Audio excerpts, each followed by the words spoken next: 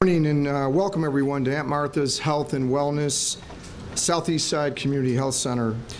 When we first learned a few days ago that we were being asked to host today's very important press conference to announce historic legislation aimed at addressing gun violence through community-based initiatives and the expansion of mental health services, I have to say that we at Aunt Martha's were very excited and honored to host our elected leaders. I have to be honest with you, that elation has now been overtaken by deep sadness and anger that once again, yet another senseless act of gun violence that we saw play out yesterday, just 24 hours ago. Aunt Martha's and other providers in the community know the impact of gun violence, unfortunately, all too well. Beyond the tragic loss of life, the sorrow and personal grief born, gun violence traumatizes every member of our community. The trauma repeated on our streets and replayed on TV, it lingers, and make no mistake, it festers. Organizations like Aunt Martha's on the front lines in healthcare, mental health, crisis intervention, and supporting the youth in the child welfare system who've been abused, abandoned, and neglected. We see firsthand ever-present effects of that violence in the children, adults, and the families we serve. We've seen the dramatic increase in the frequency and severity of mental health issues, not just in the past 2 or 3 years, but really over the course of a decade or longer. We care for youth who believe that gun violence is a normal part of their daily lives. And we see the damage done when it is easier to access a gun than it is to get an appointment with someone who wants to and is capable of helping. The Safer Communities Act is an important step.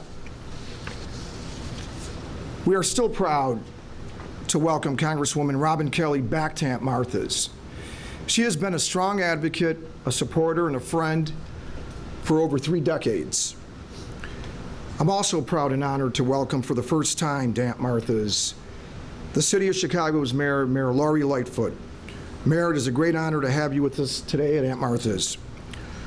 Also want to recognize and introduce Alderman Sue Garza, who is very familiar with, I should say Alderwoman, my apologies, Alderwoman, who is very familiar with our good and innovative work throughout the state of Illinois, but especially in her ward and for her constituents, for who she has great passion for and a commitment to. And her commitment goes beyond the ward. I mean, just to be straight, she cares about all residents in the city of Chicago. I also want to welcome Chicago Police Superintendent David Brown, Father Michael Flager, and Miss Pam Bosley, and of course, members of the press. First, I'd like to recognize Congresswoman Kelly for once again her leadership and support for the Bipartisan Safer Communities Act.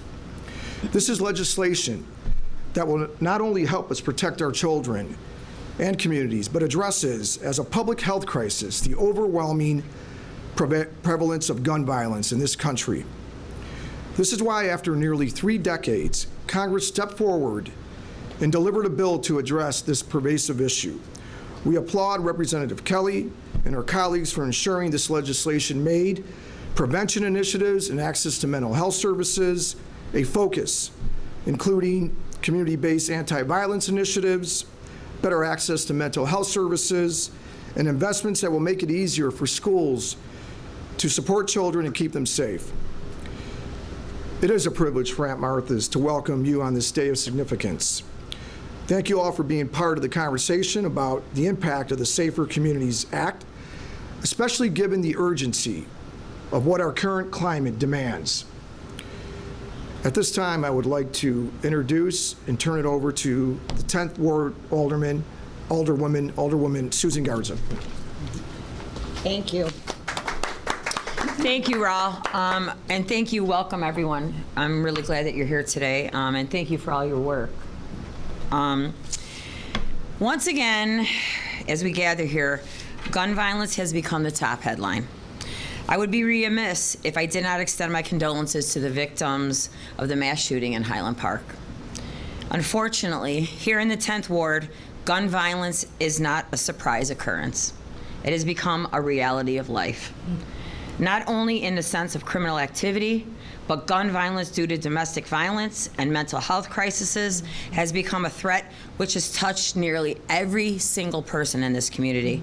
I speak to you not only as an alderwoman and a former school counselor, but as someone who has personally felt the loss at the hands of an individual who should have never had access to a firearm in the first place.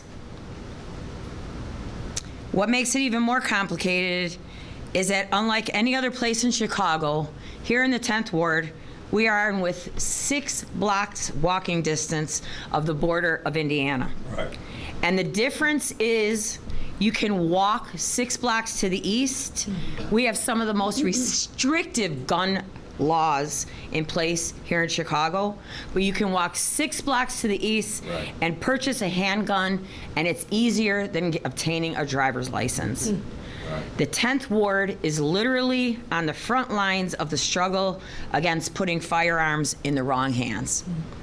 This is why I consider the passage of the Bipartisan Safer Communities Act a step in the right direction towards halting the rampant spread of senseless gun violence, enhancing background checks, instituting red flag laws, providing harsher penalties for straw purchasers of firearms, and closing domestic violence loopholes.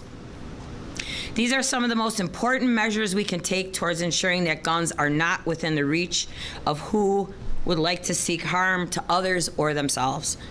And it would ensure that these protections do not stop at State Line Road or any state border. Across the board. These need to be across the board. This is a small step, but one that can save many, many, many lives. And for that, thank you so much. I would also now like to take the opportunity to introduce someone who has made halting of unauthorized gun possession her crusade in the city of Chicago, Mayor Lori Lightfoot. Thank you, Alderman. You know, before I begin my formal remarks, I don't want this scene to go unnoticed. What you have here is the ecosystem of people fighting every single day to make our community safer, and particularly make sure that we are taking firearms out of the hands of people who would do harm. It's elected officials at every level, alderwoman, mayor, and congressperson. We've got, obviously, law enforcement is here, but as well as critical pieces from our community, the faith community. Someone who has experienced the horrible pain of firearms violence firsthand, and then community-based organizations. My takeaway, and I hope that you understand this, is in order for us to make meaningful progress, all of us have to be aligned. We may not agree on every issue, but we must be aligned on the notion that illegal firearms is an epidemic.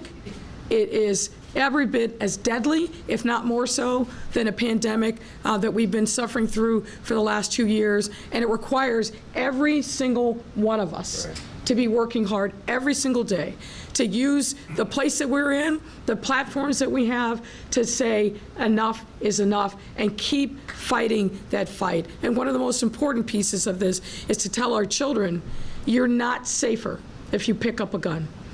It is a question of when, not if, a tragedy will happen.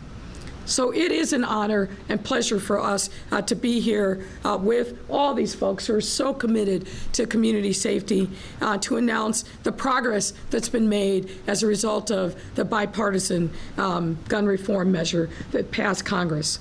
Gun violence obviously is deep and widespread and pervasive. We saw that play out again in Highland Park yesterday, and I join the Alderwoman, and I know the other folks that are here, in continuing to lift up in our prayers the victims and the survivors of the horrible tragedy. I've been in constant contact with the mayor of Highland Park, who's a longtime friend.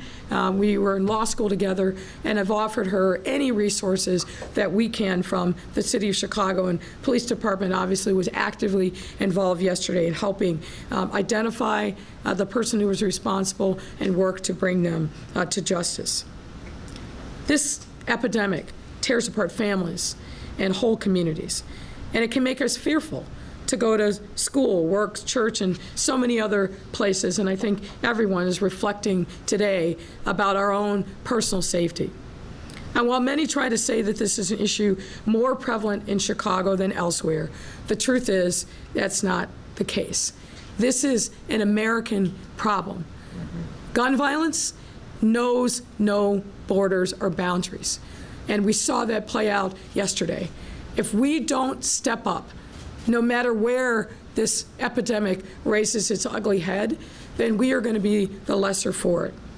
Across our nation, illegal guns are wreaking havoc and threatening our day-to-day lives. I know in my city this is all too familiar, but the situation isn't hopeless. It can't be hopeless if we act. We need common sense legislation like this one, and obviously this is an important first step. We also need strong leadership, legislators who aren't afraid to reach across the aisle to do what's right by the American people and pass common sense gun legislation. And I'm happy to report that one such leader is Congresswoman Robin Kelly. And the Bipartisan Safer Communities Act is that common sense legislation that brings people together to stem the flow of illegal guns while protecting victims of violence.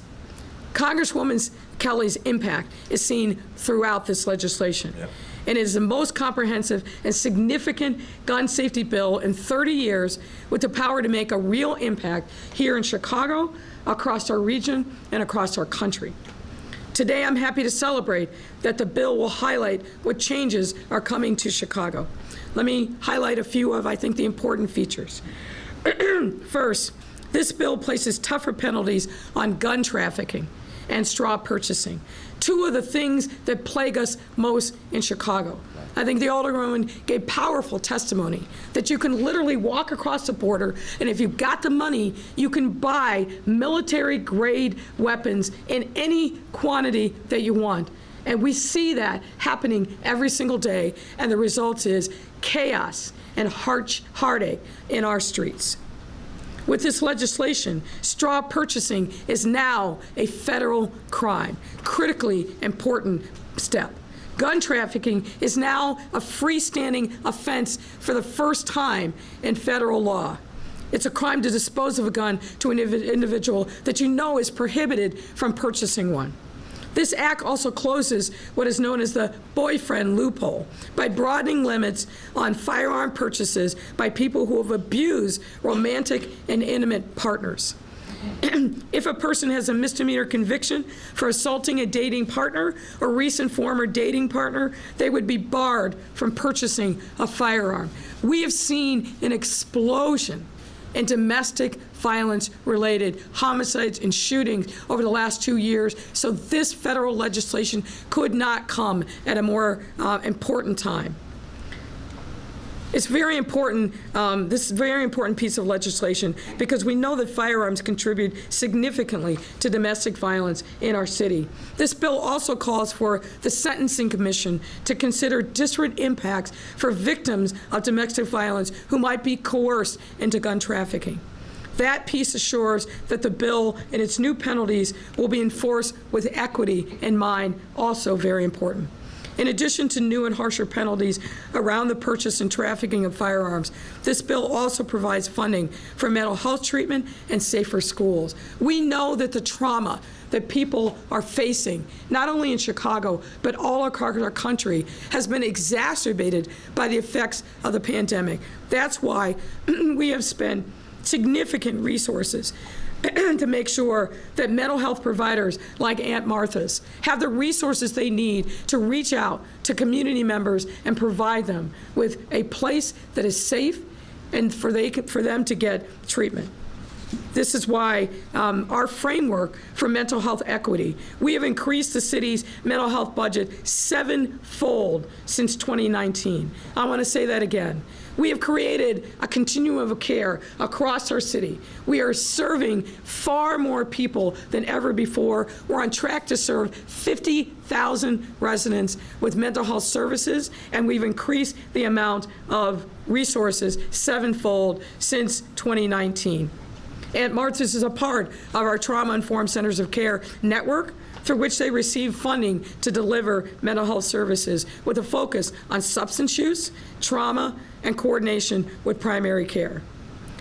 All in all, this bipartisan legislation is a significant step forward to keeping our communities safe.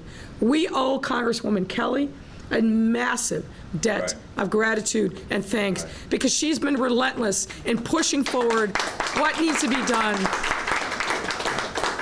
She has been relentless in pushing forward what needs to be done, speaking to the needs of the community here, and we are grateful that we have such an incredibly hardworking legislator who understands why it's so important that this work must be done. And Congresswoman Kelly, so grateful to you and your team for making sure that you've never given up, despite the challenges, despite the hurdles, and the reward is in seeing your handprint all over this bipartisan legislation that will make a meaningful difference in the quality of life of people here in Illinois and across the nation. Let me just also say, some have criticized and said it's not enough.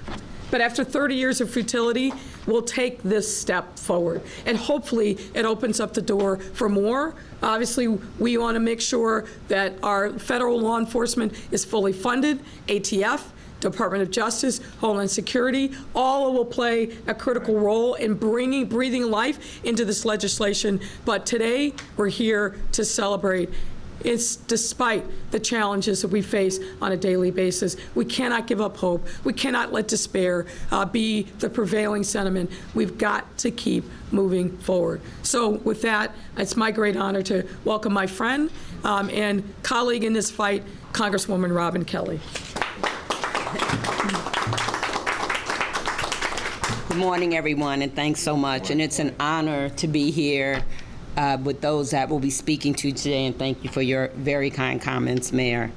I know that you've been so excited about this bill because of the good it's going to do for the entire Chicagoland area, and I remember calling the mayor, because I often call her from D.C. to tell her the good, the bad, and the ugly.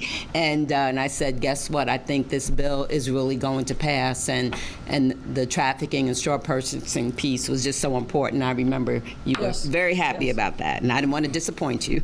But as you've heard, just yesterday in Highland Park, we lost 6 people to gun violence, 24 more were injured, and countless traumatized. People were there just to enjoy their Independence Day weekend. Instead, a 22-year-old male tore their worlds apart with a gun. This is yet another example of why we need the Bipartisan Safer Communities Act and why we have to keep working. As you know, just about a week ago, we passed the Bipartisan Safer Communities Act, and it's difficult to articulate just how important the legislation is. Chicago and the south suburbs that I represent are no strangers to the trauma and fear caused by gun violence. I ran for Congress nearly 10 years ago on the promise of passing legislation to prevent gun violence. I never, ever thought it would take this long.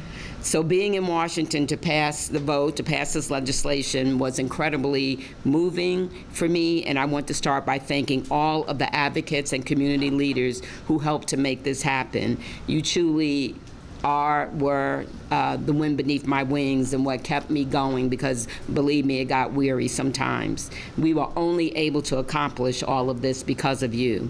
And while this legislation is long overdue, it's coming at a time of great need. Since 2020, we've seen a surge of gun violence, not only in Chicago, but across the country. Every year, it's becoming more and more deadly.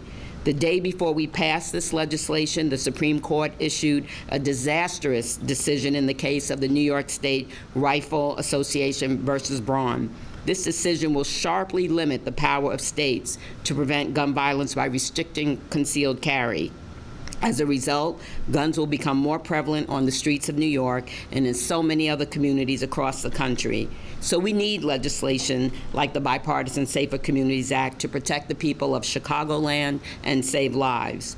One of the most provisions of this bill includes my work, as you've heard, to include gun trafficking. We hear it over and over again.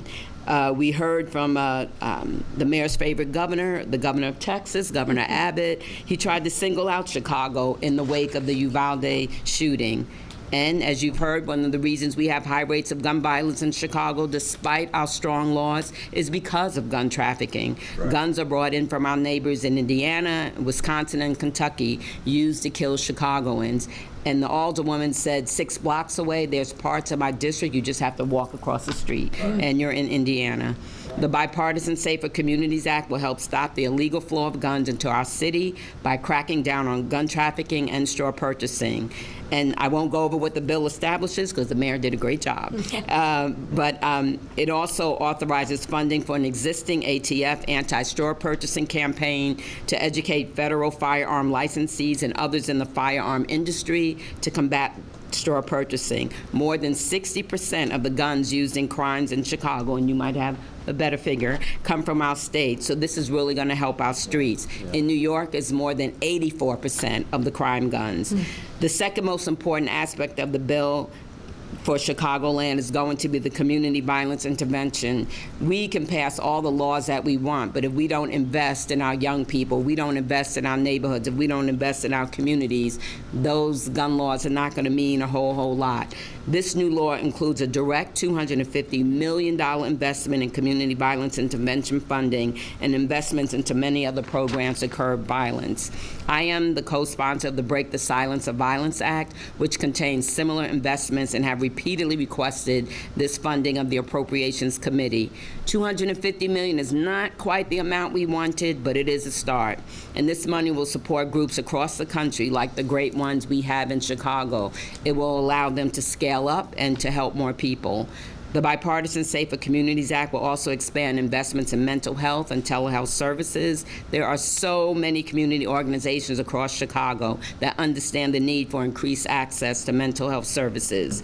There are also so many important things this bill does that the mayor talked about.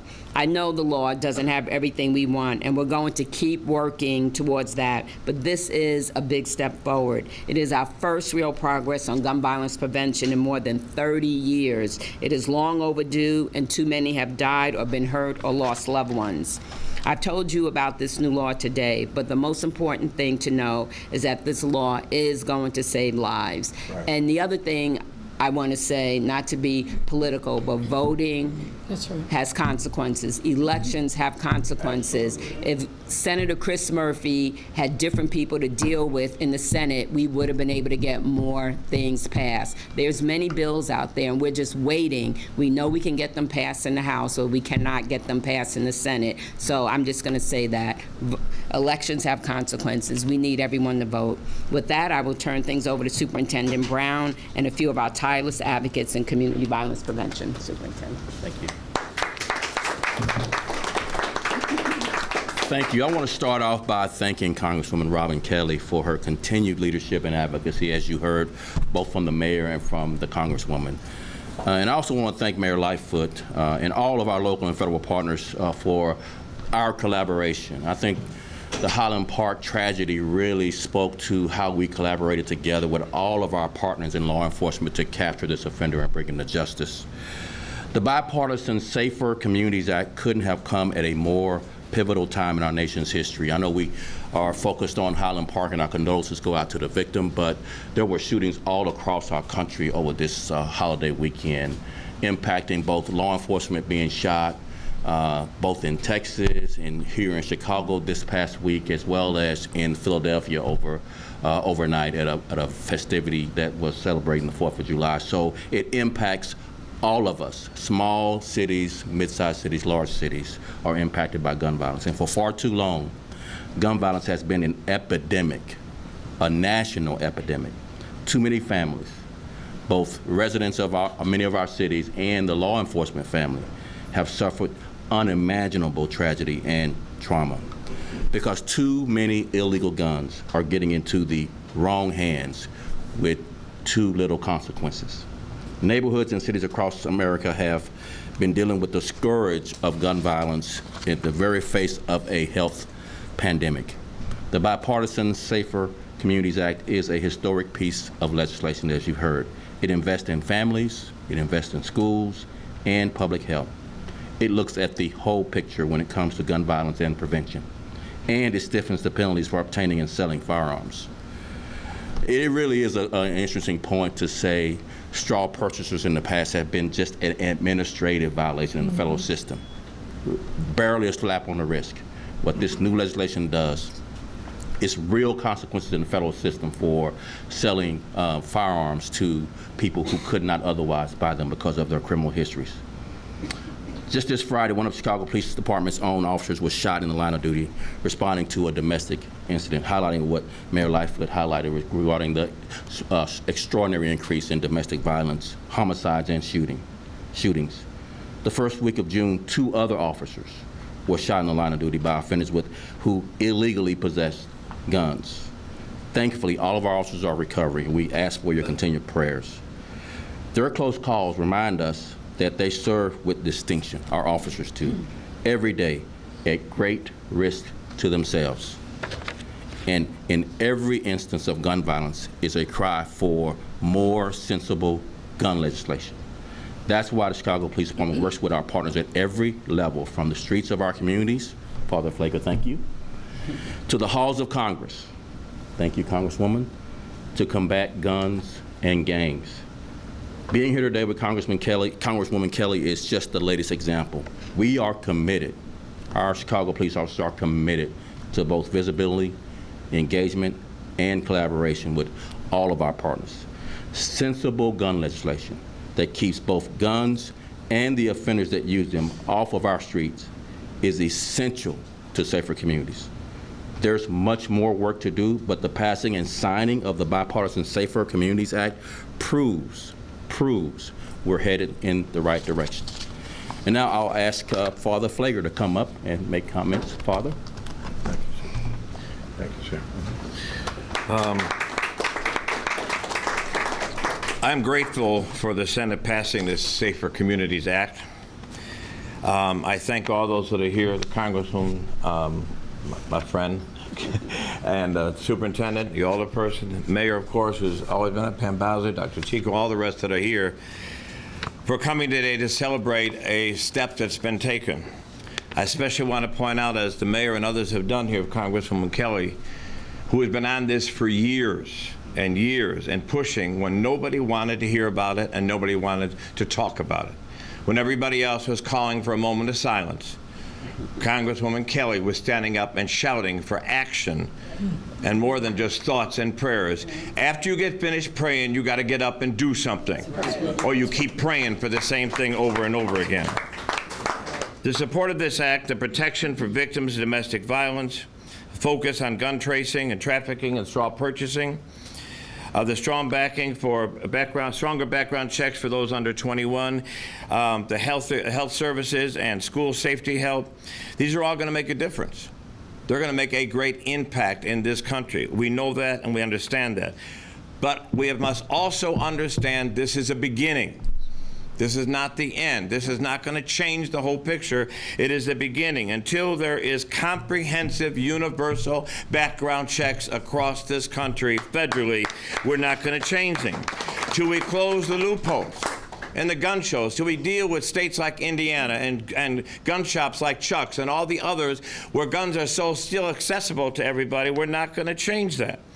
And then I know, Congresswoman, you say you didn't want to be political, but I don't have no problem being political. To these self-righteous, fake righteous senators who are so strong about speaking about right to life, that you are so concerned about getting a child born, and then the hell with them once they get born.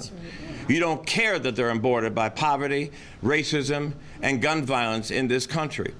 So stop your phony self-righteousness. Stop using religion as something that you care about and defend. Understand, where's your conscience? The doctors down in Texas said they'd use DNA to identify the children because their faces were blown up.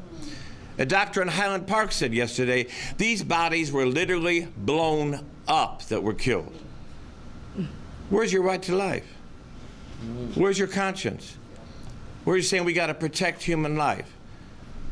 Stop your phony self-righteousness. Understand that we have to keep pushing. This is a great beginning, and I thank you, Congresswoman, but this is one step forward. We have many more steps to take, and as the Congresswoman alluded to, midterm elections are coming up. That's right. Understand that you not only got to vote, but any senator that is not standing strong against banning all assault weapons and standing up for real common sense laws to continue, vote them out. Make this a single issue, if nothing else. If you are not standing up against guns in this country while babies are being shot and killed, you don't deserve to go to the Congress and say you represent anybody. Thank you. Hey. I'm sorry. Dr. Chico? Sorry, sir. Man, it's a privilege to be before you today. When I think about when I first got the invitation, we were excited to come here as a prequel to going to the White House on the 11th to celebrate the Safer Communities Act.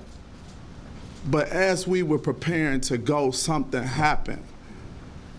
We were reminded by what happened in Highland Park why there was a need for acts like this to take place. I want to start by thanking my friend and big sister who I've been working with for over a decade since she first came into office and has been an advocate, not just for gun reform, but for healthy communities in Black and brown neighborhoods that suffer day after day from violence.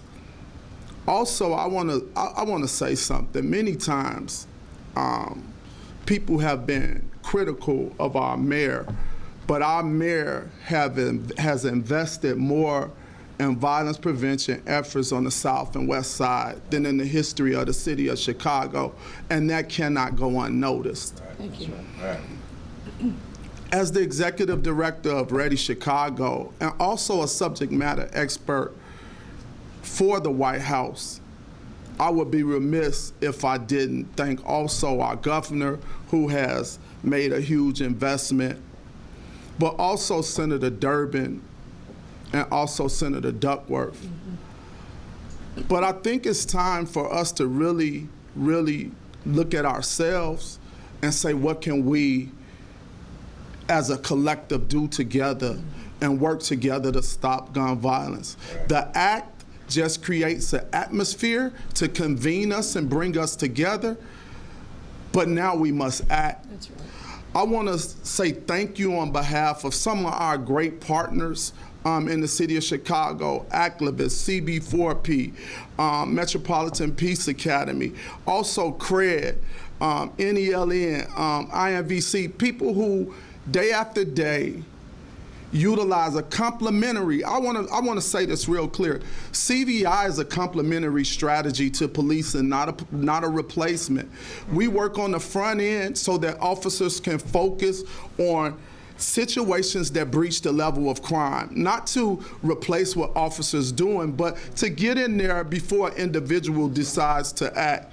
And I thank everybody that's involved to make our community safe, because what got lost in all the headlines is 71 people were shot in Chicago, 6 fatally.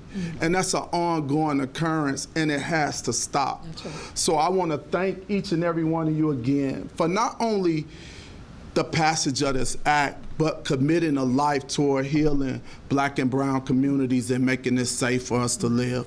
Thank you. Thank you. And now we'll have Pam Bosley. Thank you. Thank you. Thank you for having me here today. That's my baby. So I stand here today with my emotions all over the place. It's like so many of us that stand in here. So I stand here today knowing that we celebrating a bipartisan gun bill, and we still have, like everybody else said, so we have a long ways to go. I stand here today in a city where over this holiday weekend, starting July 1st, we had 89 people shot and 14 dead. On yesterday, while people was trying to enjoy the parade, we had the Highland Park shooting that they had dozens of people shot and 6 innocent bodies murdered, and then they had parts all over the place. Everybody already heard the news, how traumatic that was for all of us. I stand here today because my oldest son, Terrell, had just turned 18, was in his first year of college, and loved music, and one of his dreams was to travel around the world to be this famous gospel bass player. But unfortunately, on April 4, 2006, in front of a church, on the grounds of church, a place that should have been safe, my son Terrell's life was ended. This tragedy devastated me and my family because I never thought in a million years that I would be ever standing here talking about one of my sons in the past, because my husband and I did everything that we can do, that we knew how to do to protect them. This pain that I suffer with every single day, I have Adrian standing next to me, and I have some purpose over pain moms in the back. We deal with this pain every single day, but our goal is to fulfill God's purpose for our life. And I have been standing with survivors for 16 years, crying out on the state level, the federal level, the city level, just trying to get some help. So finally, after 30 long years of traveling to D.C., now we have a bipartisan, safer community bill passed to address gun violence that will save some lives, save more lives. So I just want to thank Congresswoman Kelly, who's my Congress lady, for her true fight, her dedication, her stand. When people sat down, she stood, she spoke on behalf of us because she's from here. She's from Illinois, so she knows we're dealing with, and then she's from the black and brown community. So I want to say thank you from my heart. We thank you for all the hard work you did, and we know that this is a historical bill that we've been fighting for. And even though this bill is out there, we still have so much more work to do, because this past weekend we met so many still families that's in this unfortunate situation. So I just want to say thank you. Thank you.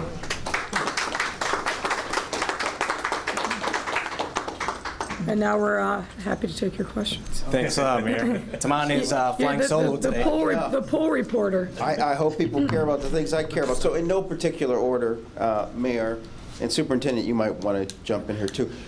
Over the weekend, objects were thrown at patrol vehicles, CPD patrol vehicles. It looks like police were attacked, taunted. How many arrests have been made in connection with that incident?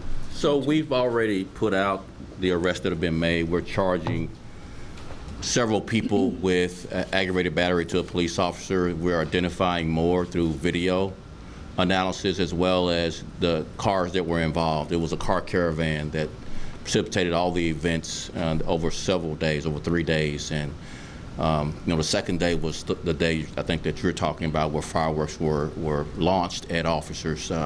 Serious injuries occurred as a result of that activity, and we're taking extra steps from an investigative standpoint to identify any and all that were involved, to further charges on others that we'll soon identify through video. So will you be able to bring everyone to justice? Will you be able to identify the people so this doesn't happen again? So there's cell phone video for the most part, so it's a little bit more tedious to go through cell phone video other than pod video, but yes, we'll, obviously constitutionally, we'll work with the state's attorney's office, but yes, there's several laws that would be applicable to the activity that happened beyond the charges we've already brought to those offenders that's been charged already. Mayor, obviously a holiday weekend, a greater emphasis placed on safety, so many people out doing things. How do you think the police department performed this weekend? Well, look, if you consider what we experienced a year ago, we're this weekend, actually, I believe, down in shootings. 40% down in homicides, double digits down in shootings. One is one too many. Right. So we have a high standard to take people of Chicago. One is one too many. Everyone said what the issue is. Too many guns in the wrong hands. Yeah. But I will add, and not enough consequences. Yeah.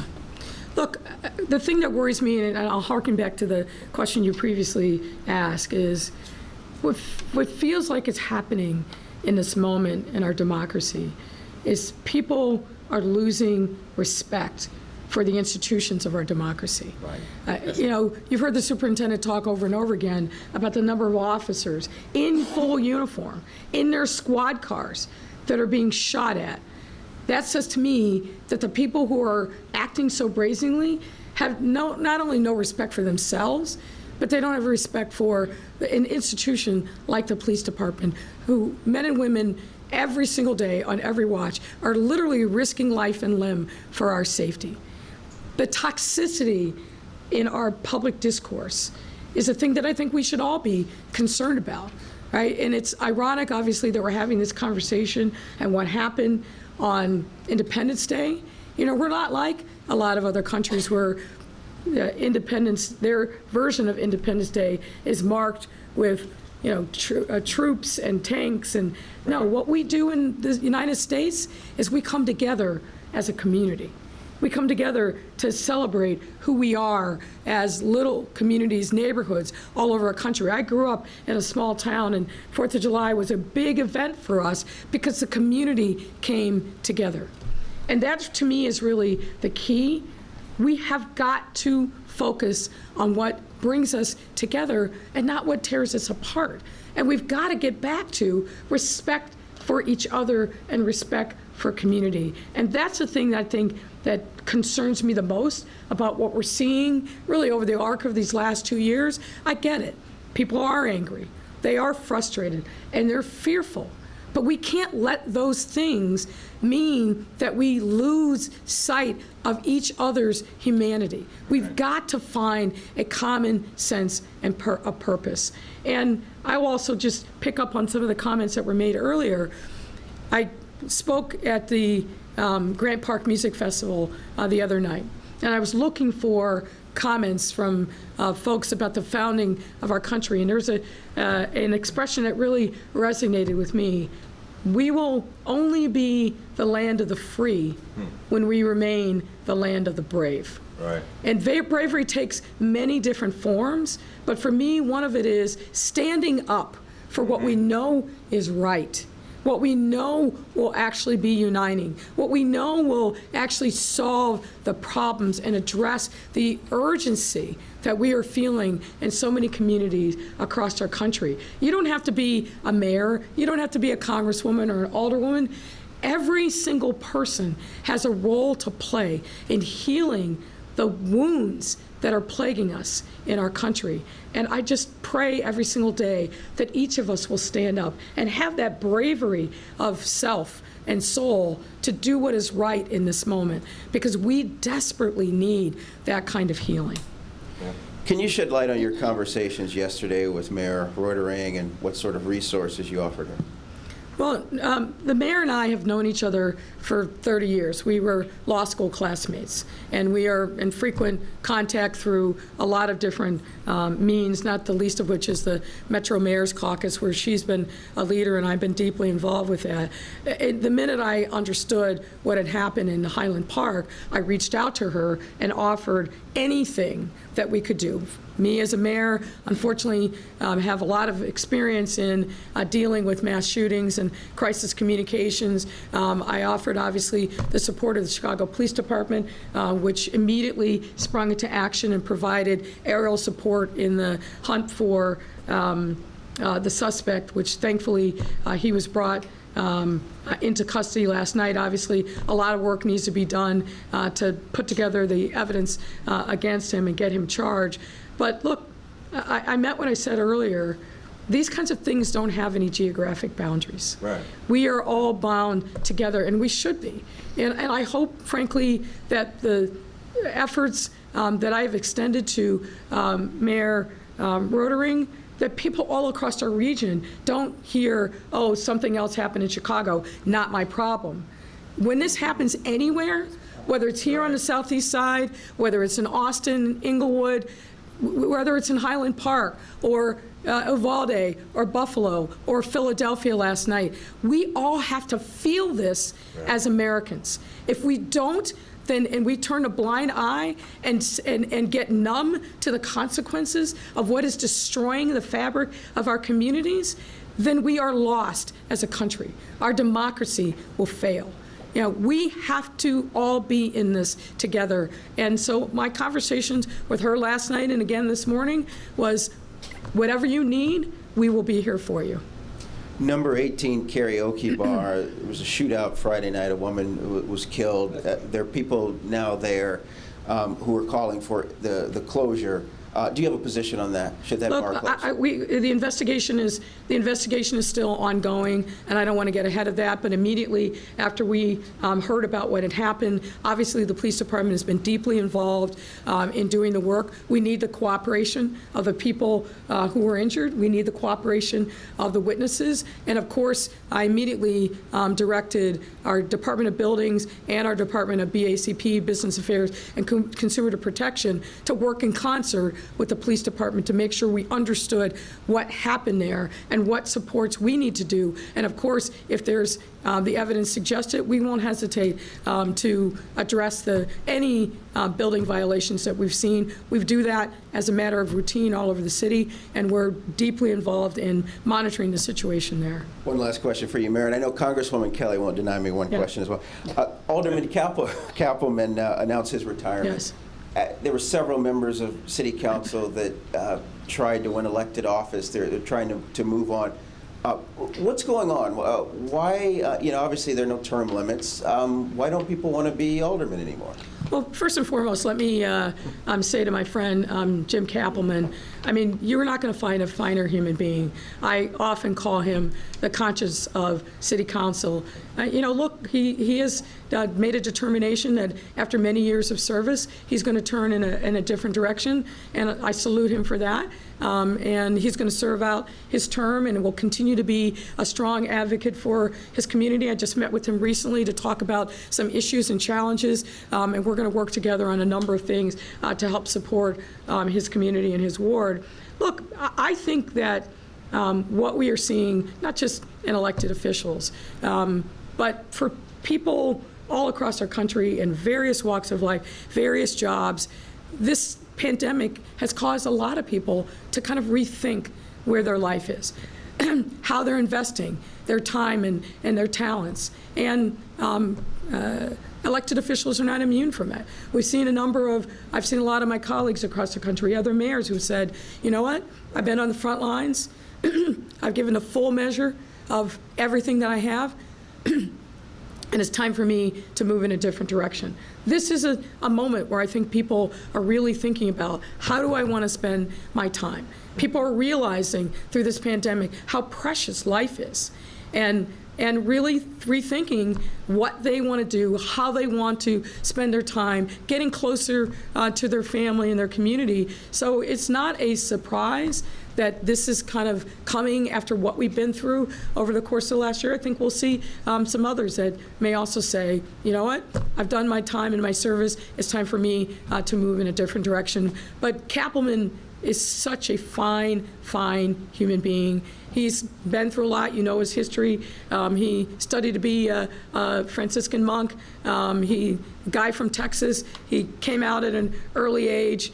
He's been a social worker. He's been on the front lines, really doing the Lord's work for so long. We will miss him, of course, but I'm happy for him that he has found peace and is ready to move on. And I'm sure there'll be a lot of interested people who want to step up and serve in that community as well. Congresswoman, based on what we know about the person of interest, soon to be suspect yesterday, legally purchased gun, apparently, of age to purchase the weapon, had a social media footprint that was interesting, but maybe would not have triggered something and caused people to take action. What in your bipartisan legislation would have prevented what happened yesterday from happening? Well, we don't know the whole story about him yet. I didn't even know some of the things that you just said, so I don't know if he was the person that purchased his gun. I don't know if there could have been, red flag issues. Obviously, something is not right. Red flag issues that could have tagged him, and it depends on when he purchased the gun. He's 22 now, I believe, but maybe he purchased it between 18 and 21, and then there would have been extra vetting in order for him to get the gun. So to be clear, then, based on what we know, this legislation that you and President Biden and Democrats are holding up, we're all here celebrating, would not have made a difference? Is that what you're saying? No, I don't know when he purchased the gun. He could have been 18, 19, 20, or 21. He just happens to be 22 now, so there would have been extra vetting. There's enhanced background check. I don't know what his mental state is, so maybe the red flag laws would have helped. I don't know. I don't know his whole story, so I'm not sure. But people always say what you say, but we know if you look across the United States that these laws would have helped save lives. Maybe not in one particular case or another, but in general, we know that these laws would save lives or will save lives. Thank you, Congresswoman. Thank you, Mayor. Let's wrap, everyone. Thank you, everyone. Thank you.